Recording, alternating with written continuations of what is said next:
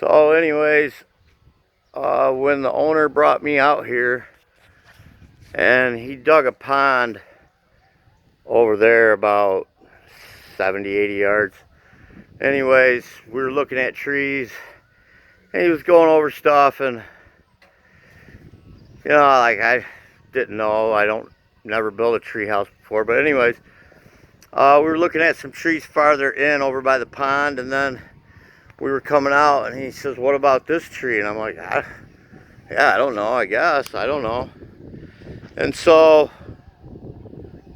he says, "Yeah, this tree." So then the next day, he come and did some general clearing. Like, you can see that log, a couple little trees got cut, but I think it starts as like one tree, and then it split off.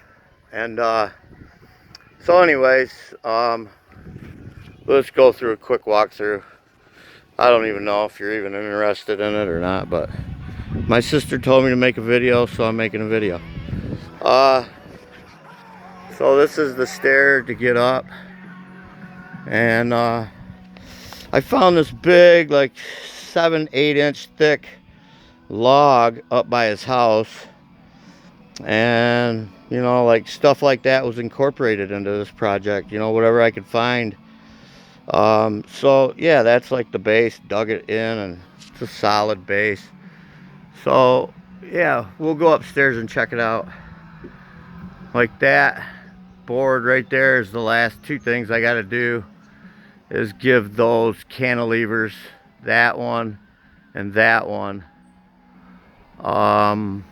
some 45 bracing. So that one's gonna go that way, and cut it there and kind of connect them and try to be as nice as I can to the tree. So we go up. So yeah, overall, I used to not really care about trees and just took them for granted. But after spending a month with this tree, I realized how amazing it is. And I like it, It's a perfect tree for this project. So I don't know if you can see that. Here's the door. So, and then we skinny down to get up. But as the project went along, it was nice because I did a project. You can barely see their house. You can see their log cabin right there. But as the project progressed, I was doing work in the house, so I was able to do a little bit of work on this, and then I would take pictures, and then I'd go home and think about it. And so that's kind of how it went, So it wasn't full board all at once. It was a 2-month time span with 1 month worth of actual work. And so from his house, he had these split face logs, and they don't all match, but it kind of made it look, I thought that would be good for siding. And he didn't quite have enough to do the back, but I just kind of improvised and used what I had, and then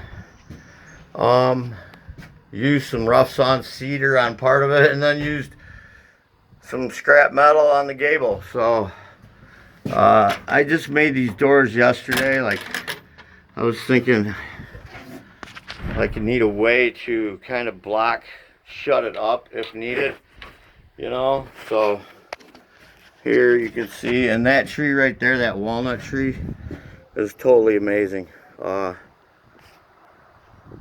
That tree, I think, is worth some money, but look how straight it is. I like it, but I want to cut it down and make a table out of it, make a couple tables out of it. But anyways, that's not going to happen. So potentially this is going to be a door right there, and I'm going to go from that corner and wrap around that tree and go over, and that's going to be a base for a zip line that's going to go down to the pond, which is out there somewhere. But yeah, the green metal, I just kind of seen it at Lowe's, and you see these log cabins And it's like, wow, that kind of log cabin with that green metal roof kind of looks cool, even though their house doesn't have that. I thought it would make this little tree fort look pretty cool. So we have this door. This window, I'm tired. I really don't want to build one of these things for that. I really should, but I don't want to. I want to be done today. And anyways, so when you're up here, you just give that a boot. You see it's pretty heavy duty. And I thought, you know, because that has to be a floor that you can walk across. So kind of, you know, just kind of went with stuff that's there. So, and then you can just reach down and you just pick that up and lift the door. I was going to swing it back this way, but then just like this whole project, it just made sense because the tree stops it. And then you got a little, this little kid's only 5, you know, so he can wiggle back through here. Kind of a cool little spot. And anyways, shut that back up before I fall through it. And then I just made this, and you can shut that. And then I need to today before I leave. I have another little latch to put here. But yeah, I drug this little table up here that was laying out in the woods, and kind of screwed it together and patched it up. I guess that's been a lot of things lately, is, you know, just taking stuff and not throwing it away because it's a little messed up, you know, trying to fix it. Let me see if I get the camera pointed the right way.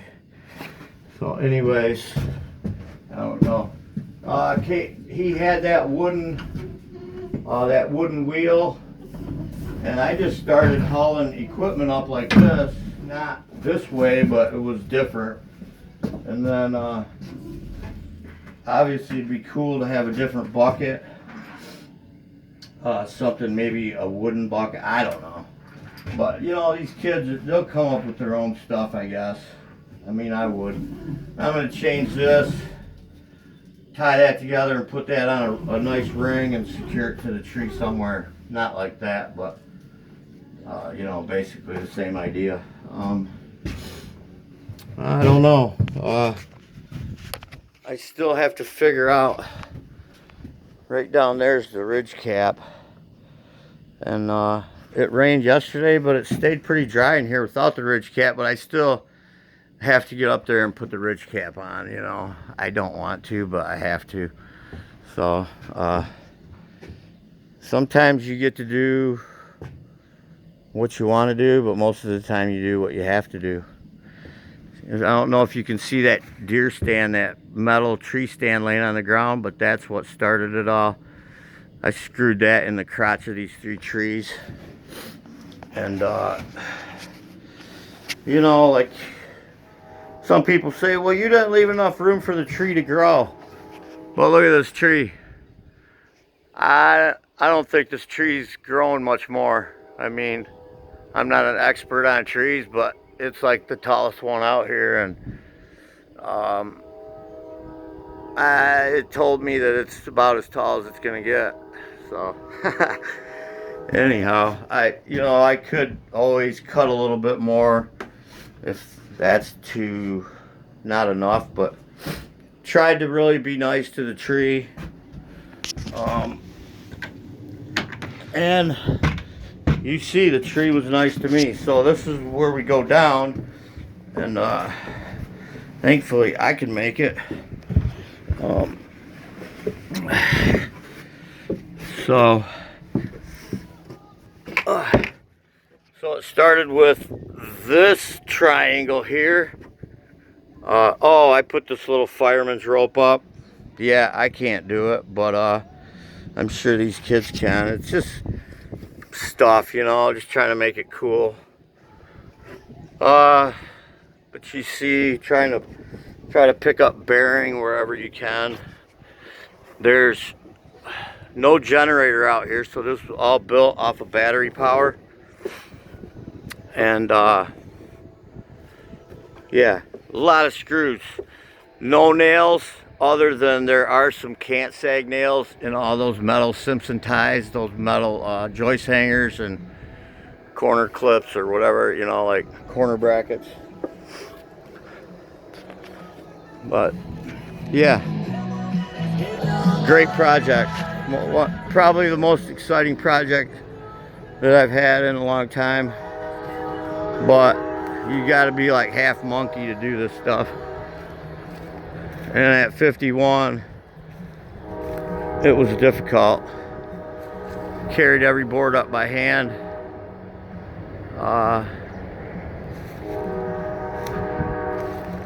All I know is if I would have had this as a kid,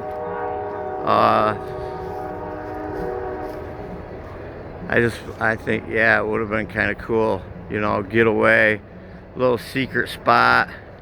While I was here, getting ready to build and burn the rest of the scrap, but built kind of a little fire pit or a spot where there's fire. But anyways, all right, I'm gonna finish up. Catch you later.